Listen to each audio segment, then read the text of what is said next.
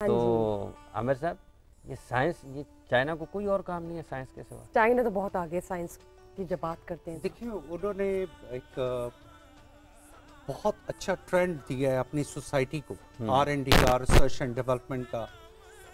मैं इत्तेफाक से कल यूएटी गया था और मैं चाइना में भी बहुत सी यूनिवर्सिटीज़ में लेक्चर देने जाता रहता हूँ, बहुत सी इंजीनियरिंग यूनिवर्सिटी में जाता हूँ। मैं वहाँ पे जाके देखता हूँ तो इतनी लगन से वो लोग काम कर रहे होते हैं, वो इतनी एडवांस रिसर्च पे जा रहे हैं वो लोग।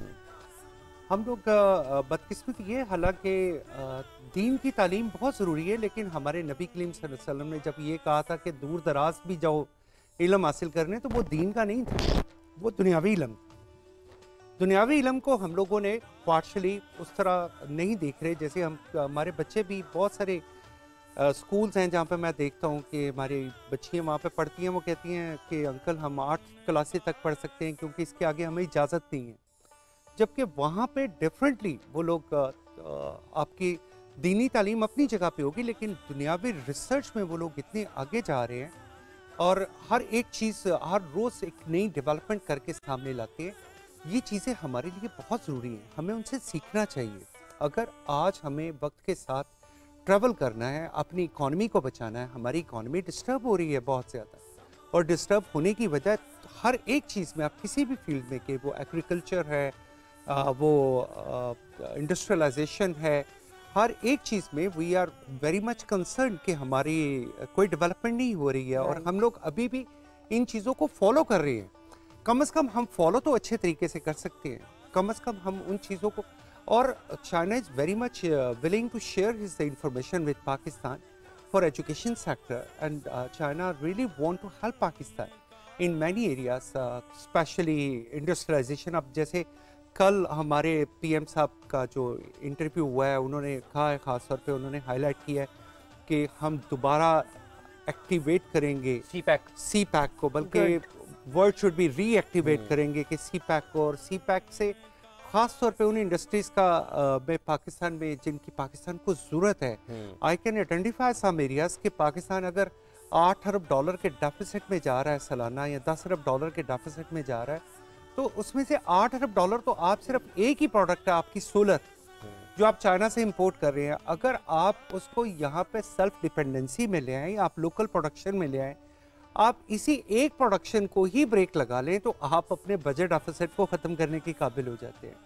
बट इतनी महंगी बिजली है हमारी, and China is very much willing, China want to help us. वो हमेशा ये कहते हैं, वो यहाँ पे जो लोग कहते हैं कि चाइना यहाँ पे अपनी लेबर कंज्यूम करवाना चाहता है, मैं तो समझता हूँ कि उनकी अक्ल पे मातम करने की ज़रूरत है।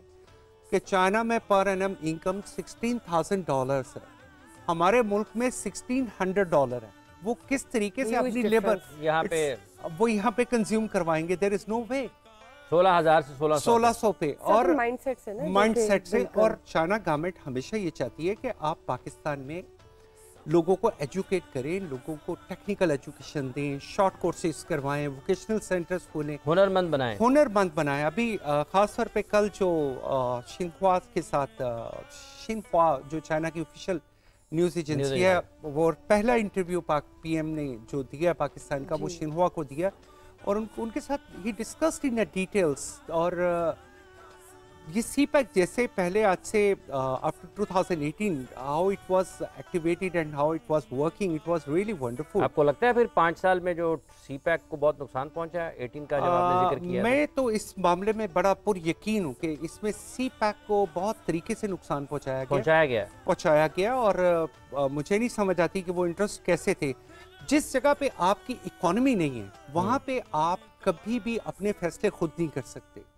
जब आपकी इकोनॉमी ठीक होती है, आप अपने फैसले खुद करते हैं, आप अपनी फॉरेन पॉलिसी को खुद बनाते हैं, आप अपनी डिप्लोमेटिक पॉलिसी को खुद बनाते हैं। कहीं से दबाव आया? दबाव तो डेफिनेटली, अब देखिए इसहाक डार साहब को चूंकि वजीरे खारजा बनाया गया, और इसहाक डार साहब ने एक बड़े प्यारा स्टेटमेंट दी कल कि आपकी जो फॉरेन पॉलिसी है वो आपकी मॉनेटरी पॉलिसी के साथ चलेगी। आपकी फिजिकल पॉलिसी के साथ चलेगी कि वो ममालिक जिनके साथ आपको ज्यादा बेनिफिट है, आपको अपनी खर्चा पॉलिसी में उन्हें खास अहमियत देनी पड़ेगी। बिल्कुल।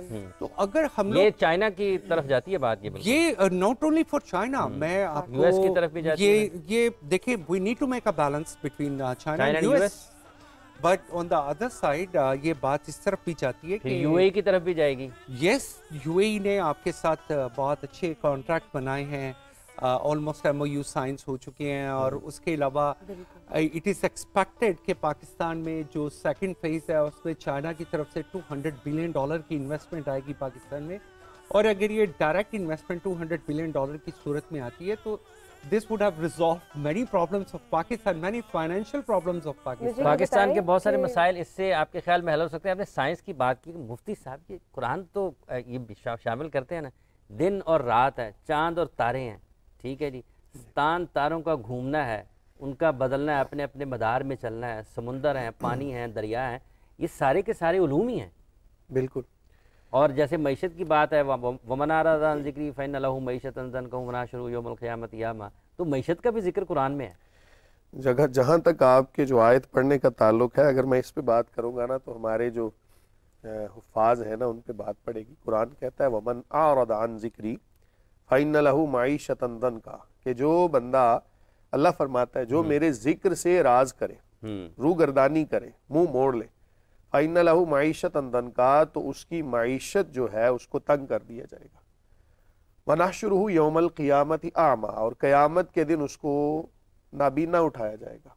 क़ाल रब्बी लिमा हशरतनी आमा वक़द कुन्तु बसीरा, वर्ज़ करेगा मौला करीम मुझे नाबीना क्यों उठाया गया, मैं तो दुनिया में देखता था। क़ाला कज़ालिका अतत का आयातुना फ़नसीता व कज़ालिकल यौम तुनसा, अल्लाह फरमाएगा कि हमने दुनिया में तुझे अपनी आयतें दी थी, तूने उन्हें बुला दिया, आज हमने तुझे बुला दिया। अल्लाह। तो इसलिए वो पहली बात तो ये, अगर ज़ाहिर को हम देखें तो वो लोग के जो हुफ़ाज़ हैं कुरान को याद करके तो उसको बुला देते हैं, तो उनको दो नुकसान है, एक तो दुनिया में ये कि मईशत तंग, और दूसरा क़यामत के दिन नाबीना उठाया जाना। दूसरा इसका माना अगर इसको डीपली हम देखें आयत को तो पता चलता है कि हर वो कौम कि जो अल्लाह ताला के ज़िक्र को छोड़कर किसी भी और जानिब रुजू करे तो उसका भी यही हाल है कि उसकी मईशत को तंग कर दिया जाएगा।